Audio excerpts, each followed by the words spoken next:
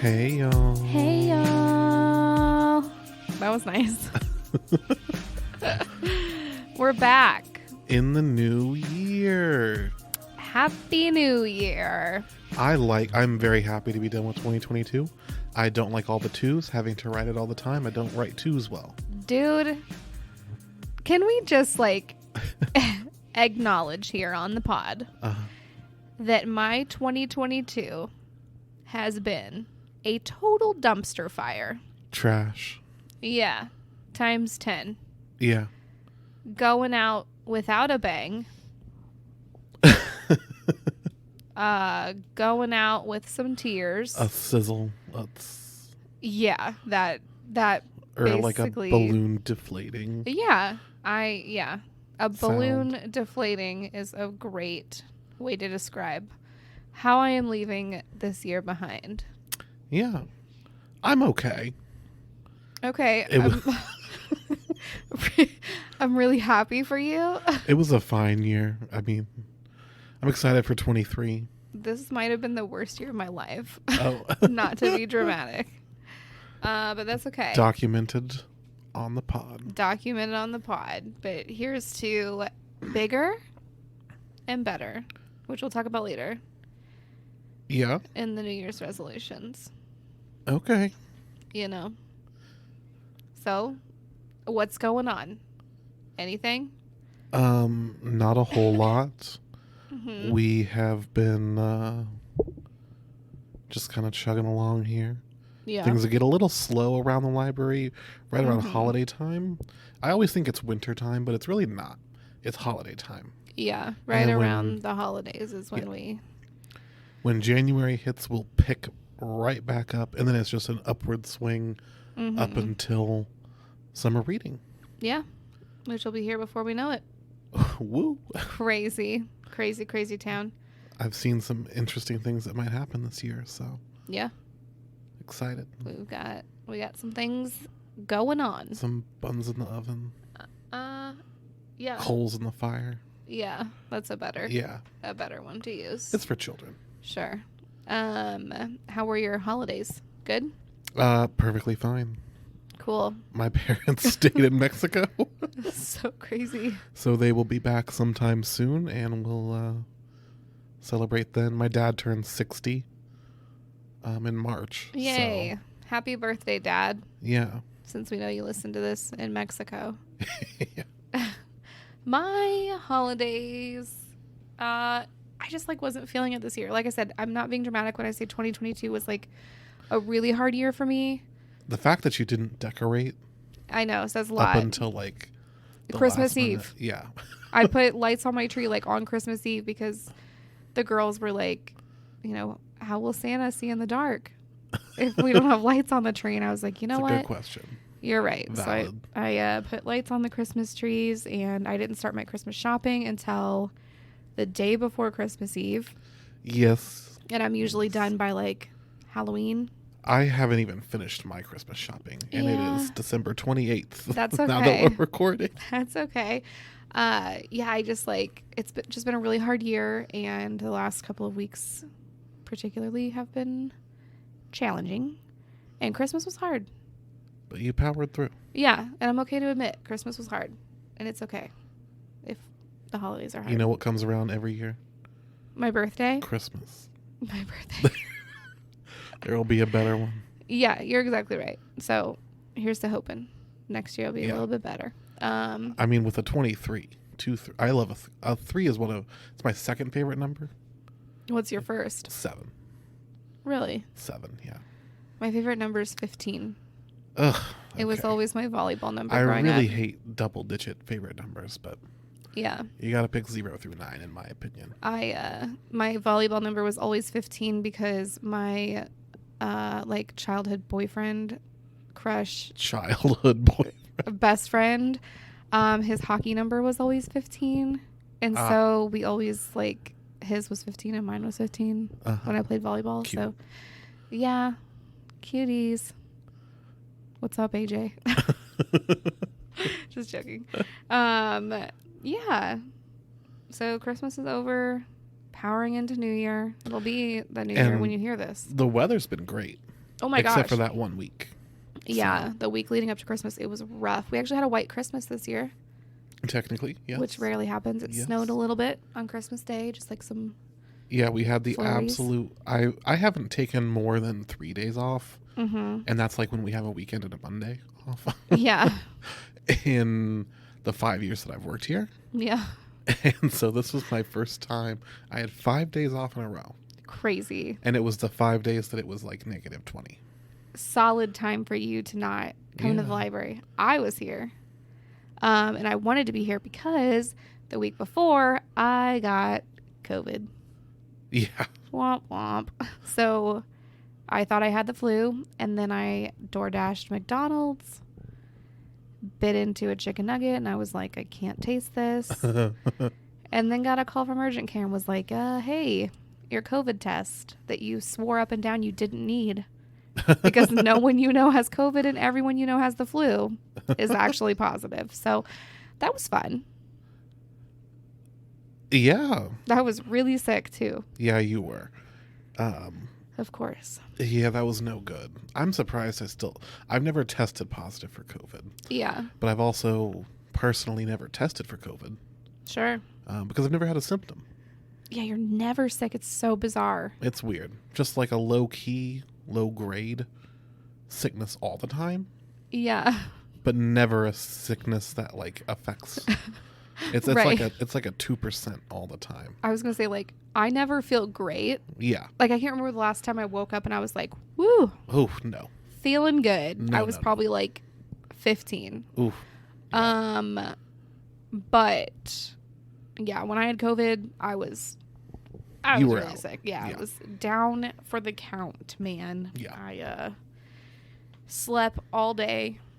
Just woke up. I had to like set alarms to wake up and take medicine and drink water. It was horrible, but it's over. So, did you get the COVID medicine?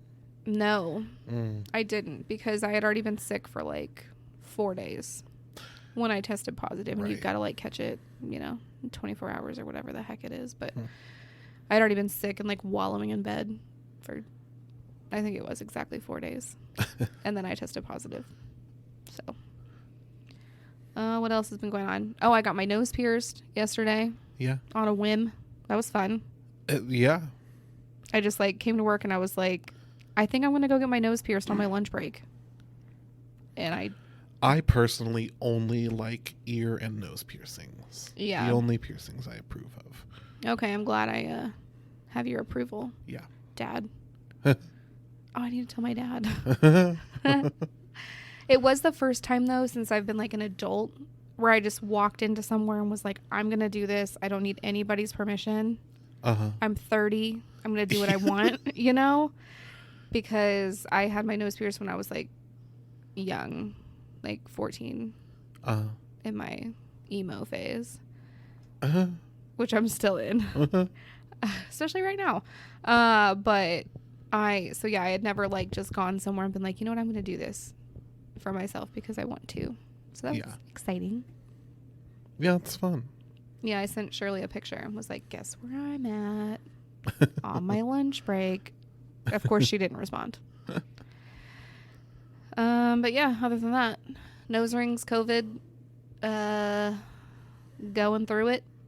Yep. That's about it. We're on our short closing early week right now, and then we'll be back to regular hours for the rest of the year. Yep, business just as usual. Just a couple of holidays that we have where we're closed, so you can come to the library pretty much any day. And we will be here. And we'll be here. Yep. Speaking of the new year, any resolutions? Not really. Okay. I know I brought that up earlier. Yeah, you did. This was your idea. As a thing we could do, but I've never done one in my life. Yeah. I'm not one to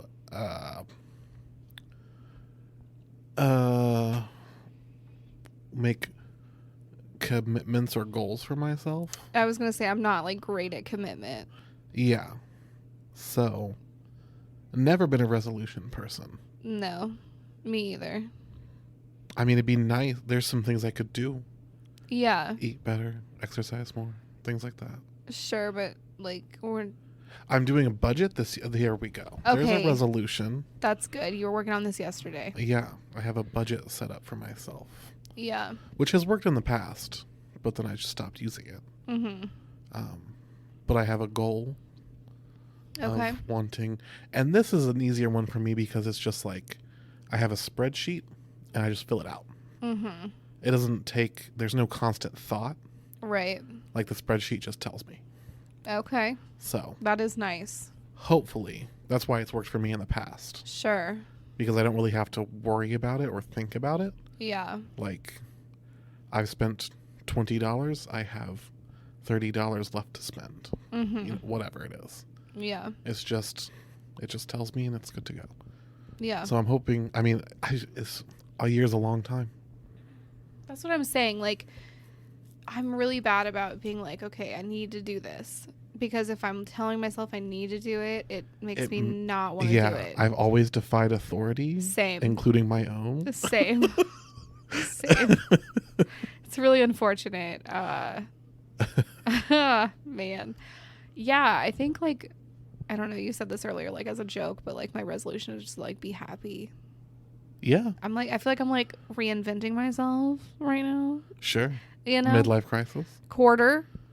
Let's rein it in here. You're It's a quarter. Live for 120 years. I am. Okay. I certainly am. That's a good goal. Very healthy. So Yeah. I'll definitely make it to 120. Should we have a book reading resolution? Yeah. I mean, you read enough. I did not hit my reading goal this year. Oh no. It's like the first time in a long time that I haven't. And I lowered it. Was that 100 or 50? I lowered it to 50. And you've done 100 in the past. Mm-hmm. Oh, that's crazy. I know. I did 150 a couple back years ago. before you started building your house, things were a little more, stable. You would go home. I mean, and your kids were also in like they were tiny. 12 less after school activities. Yeah. Yeah. So I was like at home a lot more and I just had more free time. Less anxiety. So I could like focus a little more. So you didn't even get to 50. No. Wow. Well, for shame. I know. I read one book this year, so take that. Shout out to you. I started a few. There you go. I started over 50 books, did not finish them. And honestly, if you follow me on Goodreads, my actual amount of books I've read is higher than what I've logged because I just cannot get myself to log those smutty romance books because the covers are so horrendous. But I need to just log them. Who cares? Yeah, I don't think no one's judging what I'm reading. So need to get over that. Yeah. But I just haven't logged them yet. I'll do that today. Well, I read one book last year. So I'll set a goal. What? I'm glad my mom died? Yeah. Nice. Which we will do. Yes. It will be our January mid-month, so yeah. Make sure to stay tuned. Yeah. We will put out a mid-month episode. It's going to be book club. Okay. For I'm Glad My Mom Died by Jeanette McCurdy. Mm-hmm. It will be all spoilers because we will be discussing the book. Yeah, so if you haven't read it yet. If it's something you want to read and haven't read. Yeah. Do not listen to until the you're mid-month. done. And then listen to it because we need you to listen. Yeah. Speaking of that book, I almost texted you on Christmas Eve because I was out manically shopping. And I was at Walmart and there were like 4,000 copies of the book. And it just made me think back to like when we desperately wanted to read For it. weeks. And couldn't find it anywhere. Yeah. Weeks. We were looking at the Topeka Barnes & Noble at one point online because we were like, okay, we could drive to there. That wouldn't be too bad. Yeah. We can drive, go pick it up. It'll be fine. Because we wanted to read that book so gosh darn bad. Yeah. And now it's everywhere. Yeah. Yeah, there were like so many copies on Walmart. It was kind of comical. They were in like multiple places. So, yeah. So I read one book. I'll set a goal. 2 books. Okay, now we're talking. 2 books this year. Mine will be 51. Actually, I'll just keep it at 50 because I didn't even hit that. Yeah. Or I'll lower it to 25. I don't know. Oh, my Lord. Life is hard. That's still, I mean, that's a book every 2 weeks. I know. That, in the grand scheme of things, that's a lot of books. But, like, for me... Yeah. When you know how I used to read 150 a year. Insanity. Yeah. And they would be like Harry Potter, which are like so long, 700 pages. And I was just cranking them out. Yeah. What happened to me? A lot. A lot has happened. So that's my New Year's resolution. Okay. What was the other one I said? Your budget. Did you already forget? Doesn't start till next Sunday. Great. Great. Yeah. Those are good ones. Yeah. I'm going to be happy. Good. And healthy. Sure. Mentally. Okay. Probably not physically because I'm not going to exercise. Aside from mall walking with the girls from here. We did that one day. You sure did. I say that like we do it all the time. It was one day. Yeah, that's about it. Just be happy.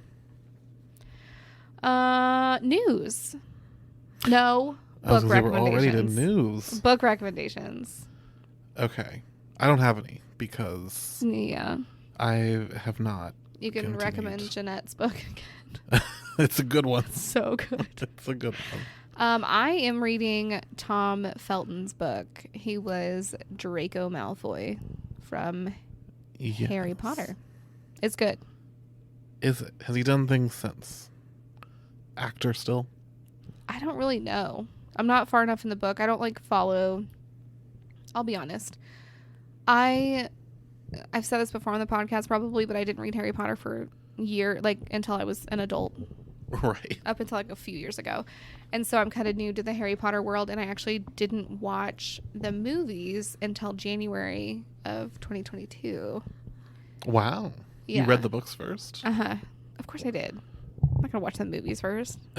Not an animal. And so I just watched the movies like relatively recently. And so I'm not like super in tune with all the actors that are in the movies. Sure. But I do think that Tom was a great Draco.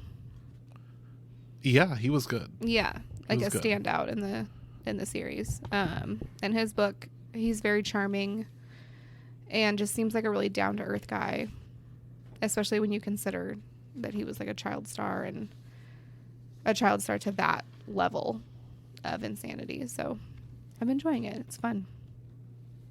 Fun little book. And the foreword is written by, what's her name?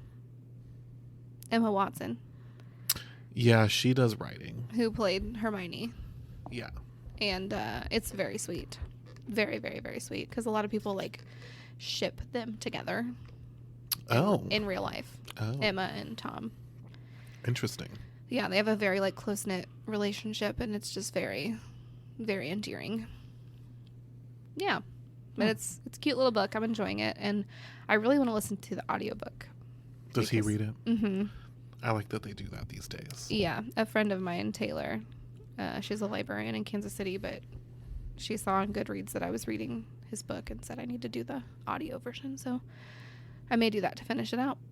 Who knows? Yeah. Okay. Now on to the news.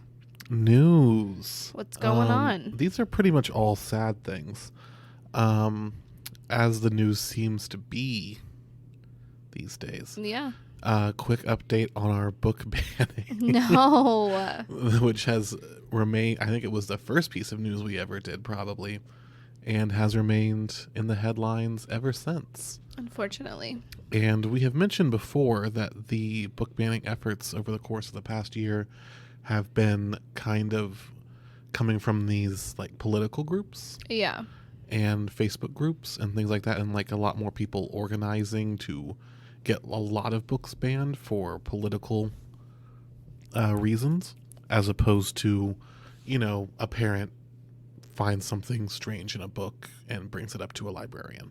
Right. So there's I've got a few articles, and this one is from the New York Times. It's called "A Fast-Growing Network of Conservative Groups is Fueling a Surge in Book Bans." And it mentions in particular, and this is interesting, a group called Patriot Mobile. Great. And the reason it's called that is it's a self-described, they are a self-described Christian cell phone carrier, which I didn't even know that, small cell phone carriers still existed. I didn't know that was a thing. Yeah. But they have, through their company, funded a political action committee, a PAC. Okay. And they have poured hundreds of thousands of dollars into Texas school board races. Great. To promote candidates with conservative views on race, gender, and sexuality. It's just, that's kind of coming up on another big milestone. It's no longer necessarily just because there's the individual people having issues, and then there's kind of groups of people like the Facebook groups having issues. But this is a company funding a PAC to influence politics in their state. Right. That's like a whole new level to this book banning thing. And so I'll just read another bit from this. Recently, the issue has been supercharged by a rapidly growing and increasingly influential constellation of conservative groups. The organizations frequently describe themselves as defending parental rights. Some are new and others are long-standing, but with a recent focus on books. Some work at the district and state level, others have a national reach. Over the past 2 years or so, they have grown vastly more organized, interconnected, well-funded, and effective. And they mention that they are now focusing on books because a lot of these groups actually started out advocating against COVID restrictions. Yeah. And then just because of their the political beliefs of those people, they overlap with this book issue. Right. So those groups kind of morphed as COVID restrictions eased throughout the country. They had these great big networks of people that were willing to donate and make political change the way they wanted to. And so they had to find a new issue to focus on, and this seems to be the issue that they have stuck with. Great. So, and the way that they are framing these book bans is that they are, sometimes a little bit inflammatory. And for an example of that, so this says in its 2021 quote Porn in Schools report, the Florida Citizens Alliance. So you'll notice like the name of the report, the thing that they can talk about is that's the porn report. Okay. But it's a list of books that they say contain, and then they take a step back. It's not. They say contain indecent and offensive material. Okay. So you see it starts with the headline, yeah, porn report in Gotta schools. Hook you in. And then the reality is that they're saying that these things are quote unquote indecent and offensive. Sure. And then the sorts of things on the list are things like a book called And Tango Makes Three, which is a children's book that you read to them. It's about penguins. About two male penguins who adopt a baby. Right. There are no sex scenes in this book because it's about adoption and penguins. But it is included in the porn report. Oh. So you can kind of see how they're, gosh, they're taking issues and putting a certain political spin on it, adding on some inflammatory rhetoric. Right. And packaging it all together. Well, that's like this is things we don't want, and we're going to put it in the most extreme way. Yeah, well, that's how they possible. get it, because people won't actually read the article. So they see porn report. Yeah, see porn in schools and reshare, and then it reshares and reshares and reshares all over Facebook, and then your Aunt Sharon's on there sharing that crap. And Sharon the sharer. Yeah, I've got an Aunt Sharon. And so that is like, it makes me so mad. and sad. Yeah. Because the content, you have to kind of dig to get to see that. Right. What it is. So some of these new groups have become effective political power brokers. Moms for Liberty, which was founded in Florida in January 2021, now has 250 chapters in 42 states. Oh my gosh. And a woman who just for the ideas of money, one woman donated $50,000 to her chapter. They are gaining lots and lots and lots of money. And that's how they're able to form these PACs. Okay. That group has endorsed more than 500 school board candidates across the country this year. 272 of which won their seat. Okay.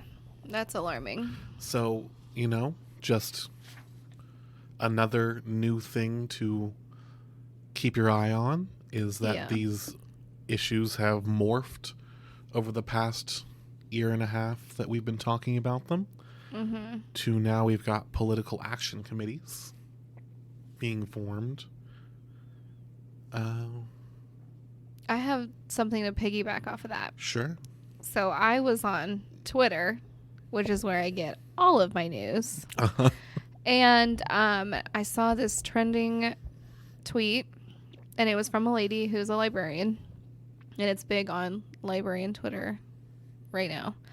And this woman was complaining because her 14-year-old or whatever around that age niece came to her and was talking books, and she asked her, what are some of your favorite authors? And she said, I love the romance author Tessa Bailey.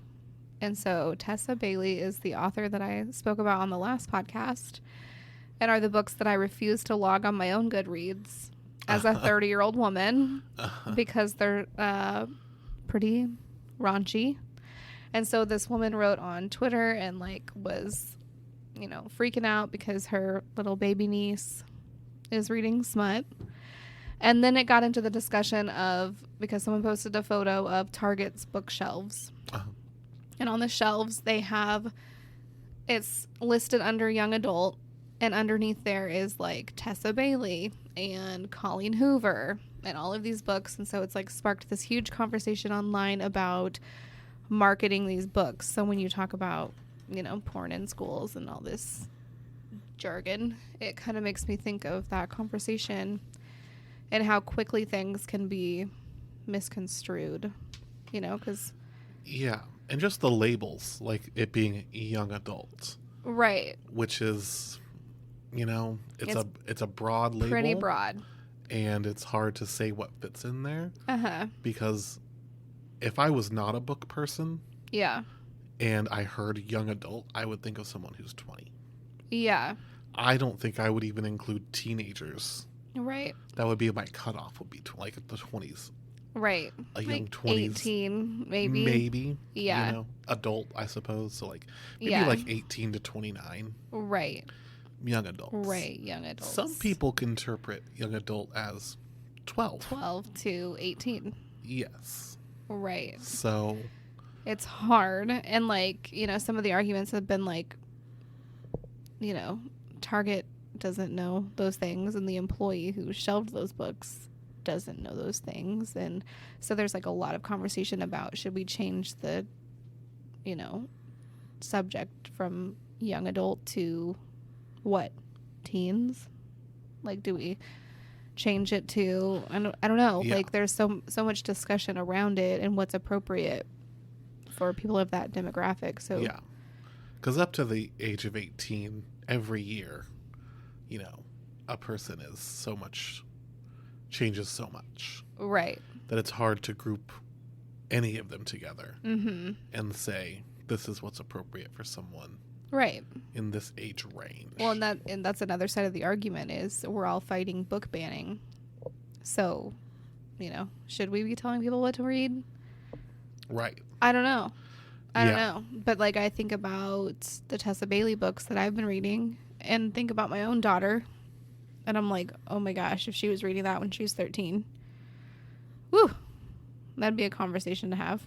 And then I've got another not fun. I was going to say fun. It's not fun. Okay. Interesting article about, it's titled, "What's More Important for This Town? A Library or a Police Station?" Okay. And it's about this very small town in California. It's called McFarland, Okay. California. And that name might sound familiar because there was a Disney movie made about McFarland, California, and a track coach Okay. from there. And I am blanking on the name, but I know it is in these pictures somewhere. Because apparently it's it's like a town of 14,000 people, and it was a huge deal when this coach came into town. It's like based on a true story. Okay. This coach came into town and whipped into shape their track team, and so it was like a little inspirational story. Sure. That got made into a movie by Disney. And his name was Mr. White. Okay. The coach, but it's very small.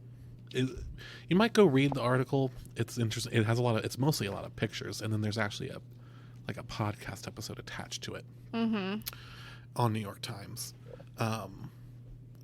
And it's a very small town. Okay. And they have a very small police station, and there's just a lot of the police are basically saying they need more room. Yeah. And that the library building is the only viable building for them to take over, because apparently they are saying there's no funds to build a new one. There's no funds to build a new police station, no funds to build a new library.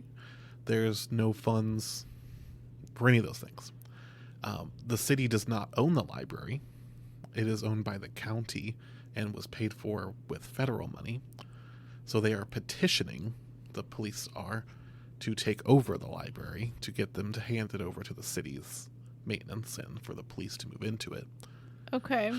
But then there's, I was actually very surprised. This library says that it's getting 200 to 250 people in every day, which in a town that size is a whole lot of people. Yeah, that's a lot of traffic. It's a mostly immigrant community, immigrant farmers. And the library is providing all kinds of programs for all of these students after school. So there's this two sides of the argument. Library is providing a place and space for these students to do something that's not bad. Right. After school, keeping them out of trouble, teaching them valuable life skills, all the things that libraries do. They even give out food at this particular library. That's nice. It's very much a social services center in this town. Yeah. Versus the police and the services they provide, because in this city has been a rise of gang violence. Okay. Now, that being said, there were 3 people murdered in the town last year. Okay. And 3 so far this year. It is sort of a meeting place between rival gangs north and south of the city. And there are also some controversies within the police force, which didn't even exist until 2010. Oh. Before then, the city, because it's a very small city, they didn't have a police force. It was the county, like the sheriffs, that provided the police basically for the city. Yeah. And since then, they've gone through a whole lot of hires, because one of them, I think their first police chief stole a whole bunch of money for personal home renovations. Oh. And then there was just some other issues with hiring. Okay. So we've got a town that's kind of locked into a discussion about where their money should go. So my thing is like, I need a new car, but I don't have the funds to get a new car. So I'm not just going to say, hey, Jacob, I need your car. I'll use it better. Right. That's bizarre. It's kind of strange. I would recommend looking, because there's a lot of pictures in this article. I didn't think it looked that crowded. They, I'm sure. I mean, it's crowded, but it's not like you're not able to function as a police force. And so when you started this, I was like, well, maybe he'll say that like the library, maybe it's like a teeny tiny library that's not really serving its community to its full capacity. But when you back it up with the numbers, that's a crazy amount of traffic coming in every single day. For a town that size. Right. So that alone, no. Yeah. Period. No. Yeah. Not an option. I just think that there's a lot of other, like they were talking about a storefront that they were wanting to move the library into so they could have the library. No. And it's sort of like, well, I mean, does the police station need to be just one building? Like, can you take over the storefront and put some offices there and then move some people out of the one you currently have? Right. It seems to me like there should be a lot more options. Correct. But because this is the way they've decided to frame it, it's basically the police and certain people on the city council saying that the library is useless and or a bad place. Okay. And then the library board member, the president, he's a pastor in the town. Mm-hmm. And some other people saying, no, the library is doing a lot for this community. Yeah. And just because it's the only building you think is viable for you to take over. Right. Doesn't mean... It doesn't give you any authority in the slightest bit. Yeah. And like another argument for that is that, what this library is doing for the community is in a roundabout way helping the police. Yeah. It's keeping these kids off the streets. That's kind of what they're saying. Keeping these kids out of trouble, giving them these viable skills that they need to stay on the right track. Yes. I hate this story. Yeah. It's infuriating. Very odd situation that I've never heard of before, where a police force is trying to take over a building. Yeah. Or that any government agency is trying to do that. Right. By just because you trying want to it. force them to give it to you. Yeah, just because you want it. Especially when the city itself doesn't even own the building. Yeah. Oh my gosh. So they're trying to get the county to give them the building. That's a lot. Not a fan of this one. Yeah, very odd story. My vote is no. Hold strong, McFarland, California. Keep your library. Yeah. Fight for what's right. It's always worth it to fight the good fight. Important things. Yeah. You got to fight the good fight. And then I have two other stories that they're just going to be combined because they're very, very similar. Yeah. And it's about libraries in Ukraine. Okay. So I don't know if a lot of people in America, we know that there's, a war in Ukraine being, that Russia invaded Ukraine. Right. Not a lot of people necessarily know the long history between the two countries and the ways that, they have influenced each other over the years. Right. But they are very closely tied countries. And both of these articles are essentially arguing that a lot of this war is cultural. And you kind of see that in the arguments that Vladimir Putin makes about why, he's saying Ukrainians are Russians. We share a culture, we share a history. Right. Those are some things that maybe we have heard. But these articles kind of get into it a little bit more, that libraries and other cultural institutions are some of the first things being destroyed whenever the Russian army comes into a new town in Ukraine. Okay. So one of these is actually from the New York Times, has just been keeping track and counting the number of cultural institutions being destroyed in Ukraine. And so they have identified 24 libraries. And that's libraries specifically, not archives, not museums. Right. 24 libraries that have been damaged or destroyed since the invasion in February. And they're doing this for specific reasons. So this is mentioning a specific town's public library has a particular significance for the war. It had a large collection for Ukrainian bilingualism. It was teaching the Ukrainian. A lot of Ukrainians actually speak Russian, not Ukrainian. Okay. So this library was trying to bridge that gap and teach Ukrainians that speak Russian Ukrainian. Okay. And you can kind of start to see it had a collection of 170,000 volumes, which is quite a lot. Yeah. In both languages, so that people could learn Ukrainian or learn Russian. Okay. Back in the day when it wasn't so contentious. But you can kind of see why Russia would target these kinds of institutions. But the New York Times one was just kind of focusing on the numbers and doing a large range of cultural institutions. But there was a very good article in The Guardian that I would actually recommend anyone read. It's called Our Mission is Crucial. Meet the Warrior Librarians of Ukraine. I'll just read a little bit from this.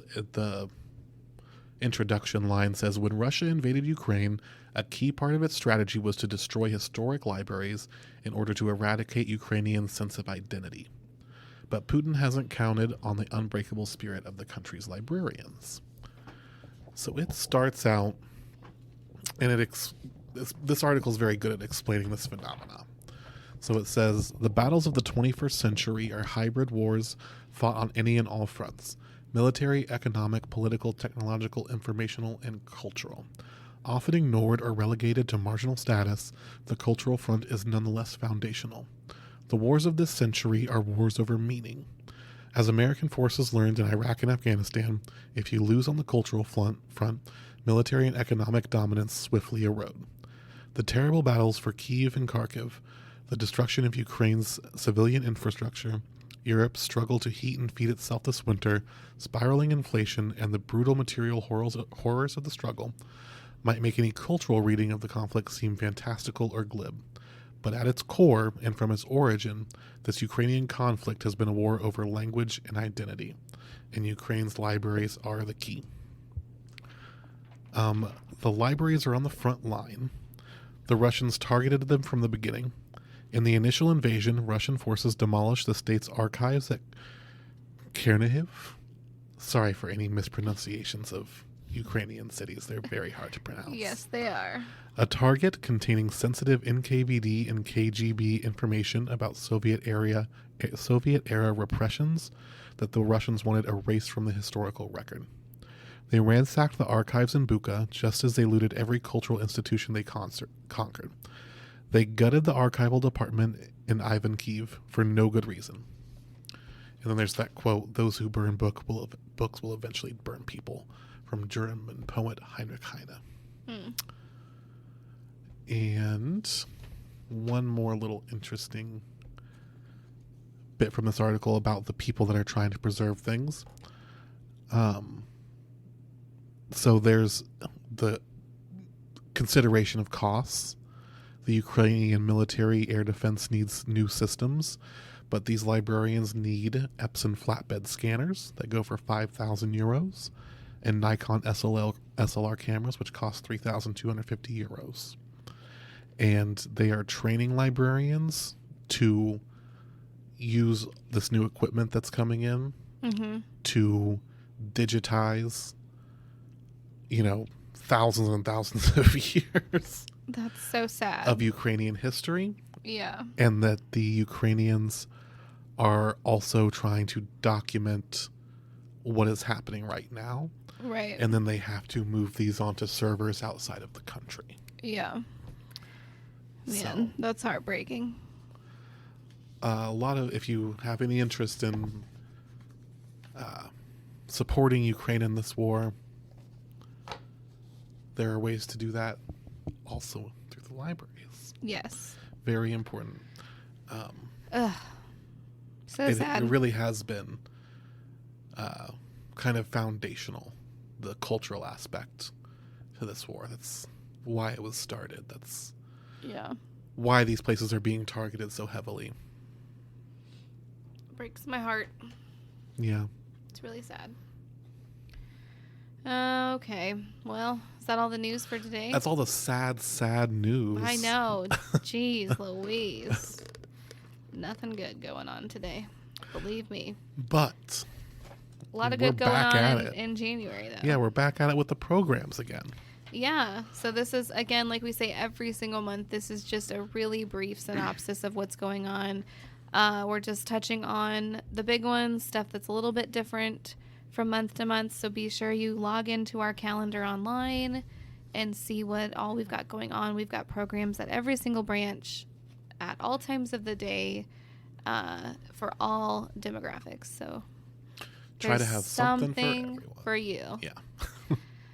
The first one is the Winter Reading Challenge, and the theme this year is All the Feels. Love that. So January 1st through the 31st, the St. Joseph Public Library will participate in Beanstack's 5th annual Winter Reading Challenge, All the Feels.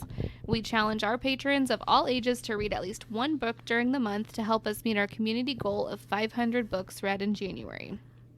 All you have to do is keep track of your reading on our Beanstack site. The link is there in the calendar. And then join us and the thousands of other libraries and schools across the nation to keep reading this winter. Each reader will be entered to win a grand prize. And when we meet our community goal of 500 books read, a lucky library patron will get to pie a librarian on Facebook Live. And for a little spoiler alert, the lucky patron will be pieing yours truly. Oh, nice. It's your turn, getting pied this year. I've, volunteered myself up. Why not take a pie to the face? Yeah. So I'll be getting pied beginning of February. So I guess for my 2 books I read this year, I have to finish one by the end of January. Yeah. And then you can be in the little raffle. What if I get to pie you? That would be hilarious. There are also a few patrons that I feel like would fight for that opportunity. So yeah, make sure you read, log your books, and you can pie me in the face. We also have some local celebrities you can pie. Oh. That I'm in contact with. So, yeah. And then happening on January 9th at the downtown location is the Graphic Novel Club. This is intended for children ages 8 to 13. You bring your own graphic novel. So that's kind of cool. Yeah, we've been doing that kind lately. Yeah. Where you just bring a book to talk about with other people that also like books of a similar type. It's way easier. Yeah. And then you get exposed to new things. Yes. It's a different kind of book club. Different kind of book club, but people have been really enjoying it. Those are my favorites. Yeah. Takes the pressure off of having to read and the deadlines and all that. So. Yeah. And then happening on January 9th as well at the downtown branch is the Loose Ends Crafting Club. And this is brand new. So happening every Monday from 5 to 7 p.m. You can drop in with your projects and work alongside other people dedicating themselves to their crafts. So you can work on any kind of craft you want. You just bring it in with you. Again, love that. BYO, BYOC. BYO library. Bring your own craft. Yeah, love that. I think that's really cool. And then on January 11th, here's the tea, boba tea making. And so you're going to be making some boba with Evelyn from downtown in honor of National Tea Month, which is fun. And then on January 13th, with yours truly, bullet journaling for teens. Ugh. I know. Trying to get everybody organized. I've seen bullet journaling videos. Yeah. And some of them are wild. Can't do that. Wild. I know. And so this is intended for anyone ages 12 to 17. Supplies are limited, so you do have to register on our website. On January 17th, we have Book It and Cook It, and they are making grilled cheese and tomato soup. That sounds delicious right now. Good timing. Yeah, this is Evelyn again. She's going to be doing this. This is a reoccurring program, so make sure you check the calendar and see what she's making. They've got a kitchen downtown now they can use for programming. Crazy. Mm-hmm. I want to use it. And I want one. I'm jealous. I'm jealous. January 18th is the virtual January Tea Party. And this is with Carnegie librarian Jenny Ellis as she celebrates Jane Austen and National Hot Tea Month with Katie Oliver, author of the Jane Austen Tea Society Mystery Book Series. Reading number 1, Pride, Prejudice, and Peril. And then number 2, A Murderous Persuasion is recommended but not required. You're encouraged to sip some tea along with us as we discuss Jane Austen, tea, and murder. I've never read Jane Austen. No. That's a lie. I've read Emma. Sure. That's a Jane Austen book, yeah. Yeah, I think I've read Emma. There's a quote that I really like from one of those. It's sad, though, so I don't want to say it today because I'm having a sad day. Sad quote, but it's a good one. January 20th at the downtown location is Teen After Hours Cuddle Up and Read. Grab your blankets and pillows. We are going to be chilling in the library after hours with our favorite books and some fun games. And don't you worry, there will be hot cocoa. That's with me and Evelyn. What do you... You do have to sign up for that too. So make sure okay. you log in, sign up. It fills up super fast. I haven't checked yet, but I think we usually have about 15 sign-up slots available. And that'll be from 6 p.m. to 8 p.m. on the 20th. And then January 21st is Pound by Pound with Jamie Davis at the downtown location. And this is a way to exercise and work out some frustrations in a fun way. Pound classes are the perfect answer. Using drumsticks while you do aerobics, you won't even notice that it's exercise. You'll be having too much fun. Jamie Davis will lead a session that meets everyone where they are so you can get the most out of it. Dress comfortably. I feel like I could read for commercials. Yeah, you're great. It's kind of fun. Okay, up next. January 21st at the Carnegie location is Cozy Crafternoon. Join Amanda Farrell. Anytime between 12 and 4 p.m. Take photos and warm up in front of their fake fireplace. They'll be making some winter crafts and enjoy hot beverages in front of the, again, fake fire. Story time is at the top of every single hour. The 21st again at the East Hills location is Steam Saturday. Red Nose Readers clowning around. And this is the Red Nose Readers program promotes literacy and anti-bullying by inviting a certified member to read a book to students and transform into a friendly clown right in front of their eyes. As the resident clown here, I feel like I should attend. Come here, local clown. A real clown? I'm coming. Come here, local clown Miss Dot. Read a story or two. Then she will teach you some fun clowning tech. Are you kidding me? Shut the front door. Then she will teach you some fun clowning techniques. Registration is required, and it is for grades K through 6, or if you're 30 and work here. And that's with Miss Elizabeth, so get a hold of her if you've got any questions.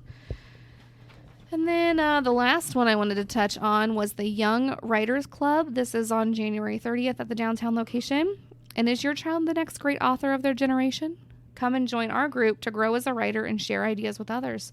The workshop will captivate your child's imagination and supply instruction to help mold them into a strong writer. And this is with Clarissa at the downtown location. A month of exciting.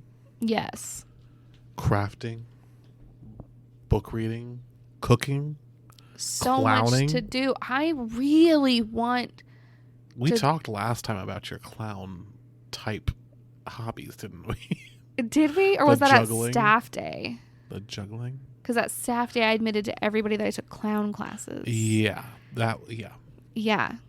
So now the podcast listeners get to know that when I was a child, I really, like everybody else in school was like, you know, what do you want to be when you grow up? And everybody was like, I want to be a doctor. I want to be an actor. I want to be a writer. And I was like, well, I want to be a clown. Which, if you know me personally, makes so much sense. Yeah. I've seen you juggle. Yeah. I have Don't a lot. do it right. You look like you're trying to I find know. something to You juggle. see me like my eyes are scanning the room because I will just grab whatever I can find to juggle. I shattered 3 bowls on my front porch like a year ago because I was like, I bet I can juggle bowls. And just took bowls from my cabinet, just juggling them, dropped them, shattered. And now we have like 2 bowls. I just got some more for Christmas. Don't worry. It'll all be okay. Sure will. Motto for the year. It'll all be okay. One day at a time. So yeah, lots going on. And we still have, movie night, book clubs, take and make crafts. And another episode of this podcast. And a mini-sode. Of book club. Yeah. It may not be so many. I have a lot to say. Do you? Did you see my copy of the book is full of notes? Okay, well, I was about to say, I'm going to be totally honest. It's been a while since I've read that book. So it's been a few months. I feel like when you start talking about it, it'll come back to me. Yeah. But yeah, it's been a hot minute. I read it like right when it got here at the library. Yeah. Okay. Well. We'll see you then. Yeah, we'll see you mid-month. We'll catch you in 2023. Oh, wait. Gosh darn it. What is time? It's already 2023 when you're listening to this. Yeah. But we'll catch you even further into it. How's that? Yeah. This headphone is really hurting my ear today. Well, Happy New Year. Yes. Happy New Year. I hope everybody has a safe, healthy, and happy year. Goodbye. Bye.